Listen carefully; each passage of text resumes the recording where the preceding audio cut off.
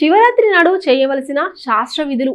మహాశివరాత్రి రోజు బ్రాహ్మీ ముహూర్తంలో నిద్రలేచి ఇల్లంతా శుభ్రపరచుకొని శుచిగా తలస్నానం చేసి పూజ గదిని శుభ్రం చేసుకోవాలి. గుమ్మాలకు తోరణాలు కట్టుకోవాలి. పూజ గదిలో ముగ్గులు వేసుకొని రకరకాల పూలతో అలంకరించుకోవాలి.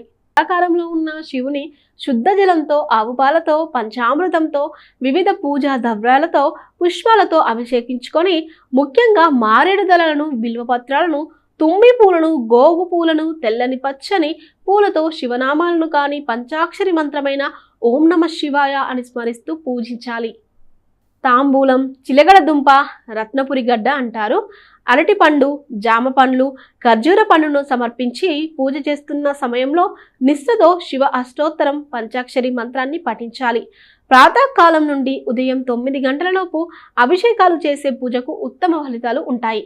మరణం చేసే వారిని కాపాడేది మంత్రం అంటారు కాబట్టి పరమేశ్వరుణ్ణి మనసులో నిరంతరం మననం చేసుకోవడం వలన అష్ట ఐశ్వర్యాలు, సుఖ సంతోషాలు, భోగభాగ్యాలు కలుగుతాయి. శివరాత్రి రోజు అర్ధరాత్రి 12 గంటలకు లింగోద్భవ సమయం. ఈ సమయంలో గనక శివుణ్ణి అభిషేకిస్తే పునర్జన్మ ఉండదని ప్రతీతి.